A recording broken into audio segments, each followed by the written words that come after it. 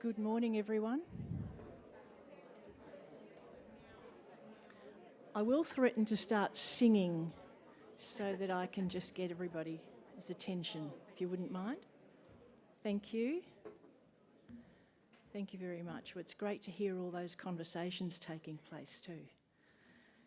Good morning and welcome to the 4th Myeloma Education Workshop in the beautiful city of Adelaide. My role is to welcome you all. My name is Karen Canusta and I am the President of Myeloma Foundation Australia and the Chairperson of the Board. Firstly, I'd like to start by acknowledging that we're meeting on the traditional country of the Kaurna people of the Adelaide Plains, and I pay my respects to their elders past, present and emerging. We have had an amazing response. I understand this is the biggest education event that Myeloma Australia has had so far. So congratulations, Adelaide. You've done very, very well. It's good to see people here. And I'm confident that every single one of you will take something home from today, whether it's some learnings, some new learnings, some knowledge, or if it's only the fact that you're not alone, that the people who are in this room will walk the same journey as you, and certainly you're not alone because Myeloma Australia walks with you as well. Over the course of the day, you're going to be hearing from some very eminent speakers, leaders in the myeloma space and in the fight against myeloma, as well as have the opportunity to meet some of our amazing nurses. And I know many of you have met our Adelaide team, and I know the regard that they're held in, so you'll get to meet a whole lot more of them throughout the course of the day. For those of you new to Myeloma Australia, we're the only myeloma-specific not-for-profit organisation in Australia. Our primary purpose is to support, educate and bring real hope to people and their families who are living with myeloma. We look to raise awareness of myeloma, educate health professionals and advocate for improved access to life-saving treatments and medicines. In addition to that, but as important, we have a very strong and laser focus on the need to find a cure. And so we do actually work in the research space, or we'll be increasing that work over the coming years in accordance with our new strategic plan. That will be something that you'll probably hear a whole lot more about over the course of the next year or so. It is my very great pleasure today to welcome and introduce you to Sandy Roberts, who is an Adelaide-born boy, and so he's sort of come home. Sandy is an icon in the Australian broadcasting media, having commentated more than 1,000 AFL games, 11 Olympics. I know he's done tennis and golf and basketball and motor racing and many, many more other major sporting events in this country across a career spanning more than 40 years. His calls and his iconic voice are synonymous with some of the biggest sporting events in Australia and also overseas. In May 2022, Sandy was diagnosed with myeloma after retiring from his role. He, like many of you all, I'm sure, had never heard of myeloma, and Sandy's wife Carolyn went on a research mission and found her way to Myeloma Australia, connecting to one of our specialist nurses, and as a result, Sandy is very, very generously offered to come forward and act in a role of ambassador for this organisation and to support us using his very significant profile. I know that you're going to really enjoy listening to Sandy, so it's my very, very great pleasure to welcome Sandy Roberts.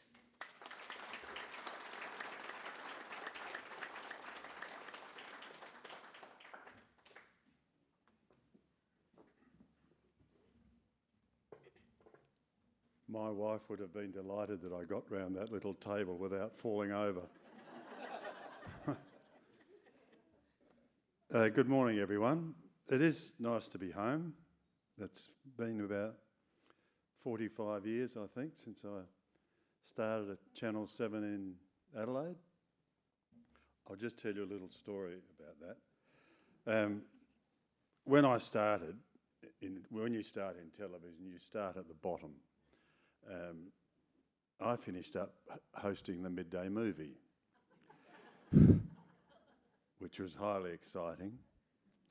And then one day, in those days, we had an old program called the Penthouse Club. I don't know whether you may remember that. I think it was with Bob Francis and Ann Wills. Anyway, I'm showing my age here. Anyway, it was a variety show that went to air on a Saturday night, and we crossed out to the trots, and we had entertainers, and they came to me and said, look, we think you could host the Penthouse Club, you know, if you can just, you don't have to do much, you just host it and you sing. And I looked at the bloke and I said, now look, I can't sing. He said, yes, you can. We've got all this technical stuff now in the recording studios. We can change your voice. We can make you sound really good. I said, I'm just telling you, I can't sing. So anyway, he said, be down in Melbourne Street at a recording studio, and there'll be a chap on the piano who was the head of the Channel 7 orchestra. And he had this song, and I'll never forget, it was an insipid love song. Roses are red, my love, violets are blue. Sugar is sweet and so are you. So anyway, I started off, roses are red, my love, violets are blue. And he stopped and he looked at me and he said, you don't by any chance read poetry, do you? So I never got the gig. So I thought I better look at another angle of entertainment in television, and that's when I went into sport here in Adelaide and was doing that for 7 years, and then went to Melbourne in 1980 after the Moscow Olympic Games, which was just a great experience. So things all went from there, and I was fortunate enough to be in the right place at the right time, but also to work for a network that had AFL football, golf, tennis and Olympic Games. They were all things that I really loved. So in that regard, I was very fortunate. Fast forward to February this year, and that was after I decided to retire, and I had to have open heart surgery, didn't I? I looked to my wife, she keeps the diary. Open heart surgery and a double bypass, and that went very well. And I got the all clear, and that about in May, I had a fall at home and hurt my ribs and had internal bleeding. And so I went to the emergency department, and we were in there for some time, and eventually the doctor came out and he said, yes, you've got 2 broken ribs, there's a bit of internal bleeding, but that's all right, but you've got cancer. Well, I immediately thought of, you know, what a strange bedside manner that is. But we had no idea, and he explained that they'd found lesions on my back and sacrum and pelvis. So that was the start of my journey with myeloma in May of 2022. And as we got to know people from Myeloma Australia, and especially people that had myeloma, we talked about what we could do to make people more aware of the disease, because we hadn't heard of it. And there just didn't seem to be, when you looked into it, there didn't seem to be a voice for all of us with myeloma. So that's when I decided it would be nice to become an ambassador and just try and spread the word. One thing we've found, incidentally, Carol and my wife made some notes, and I'm jumping all over the joint here. One thing we learnt that, and I'm sure, I know Adelaide is very good going to is it the Gilbert Street pub? We've heard of that over in Melbourne. They reckon you have a wow of a time. So, so we have those in Melbourne and in regional areas down the Mornington Peninsula and places like that. And the one thing we immediately discovered was that people, they may be a little reticent to start with, but they're more than happy to talk about their situation and to listen to other people's situation, because they're all different. And I found that, you know, when I walked out, I actually felt optimistic, better within myself, and I suppose hope. And I'm at the moment, I'm not nearly as in a bad spot as other people. So Carolyn and I both agreed that it was and has been a very good thing. And we will come to the Gilbert Street pub one day and have a lunch with you. My medication initially was Andrew Spencer is my professor in Melbourne, and he put me on VRD. Unfortunately, after 8 weeks, the Velcade just didn't get on with my body at all. So I had a few problems, and I spent 10 days in hospital, and then I got a thing called diverticulitis, and I had a bug called C. diff, which is a pretty serious thing in your stomach. But I did, however, have my stem cells harvested, so they are in the bank. But Andrew Spencer doesn't believe at the moment that my body would handle a stem cell transplant, which is probably a little bit unfortunate, but there's nothing really I can do at the moment. So obviously I'm very keen to see what other options are going to be open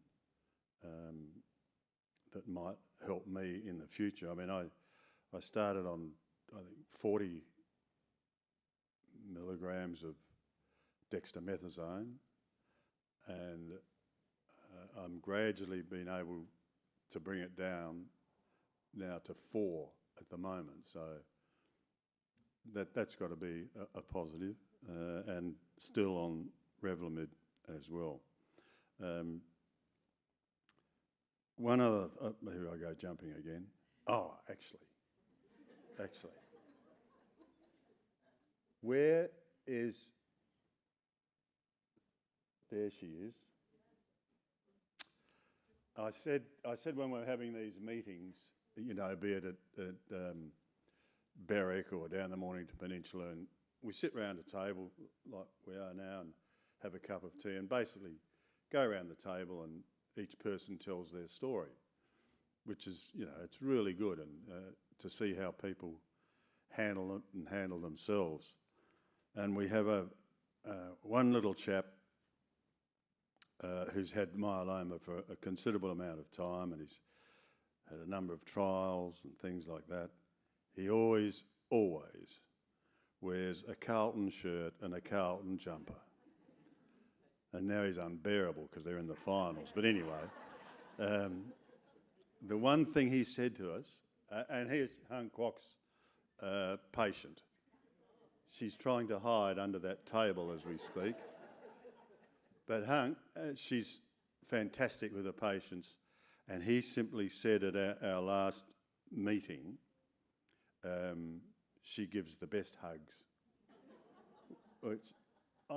Don't be embarrassed.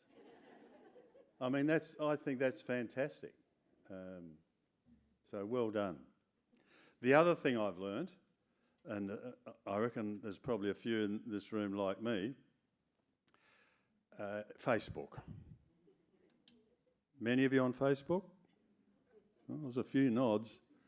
And my wife is as well. But I find that in many ways similar to the sitting down and having the coffee and chatting, because for some reason everyone is willing to talk about their situation or their problem. So I think, I'm not a rep for Facebook, but I think in this instance it does a really good job. The nurses at Myeloma Australia,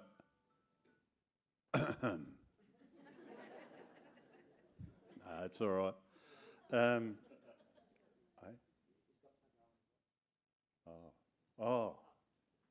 The nurses at Myeloma Australia have been fantastic, and I think the sooner we can get more nurses right around the country, particularly into the regional areas, it can only be beneficial, because some of them travel extraordinary distances, and like the haematologists, in many ways it's a thankless job. So I think we should all put our hands together for the nurses and the researchers.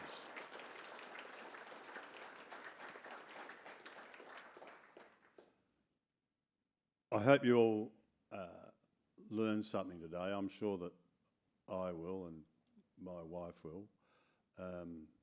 And I just think it's a great innovation that we can all be in the one room. If anyone's got any questions over lunch or whatever, just come up and have a chat. We're not going anywhere, so thank you for inviting me. It's been really good, and I really like meeting people that we're in the same boat. So let's chat away and have a good day, and thank you very much.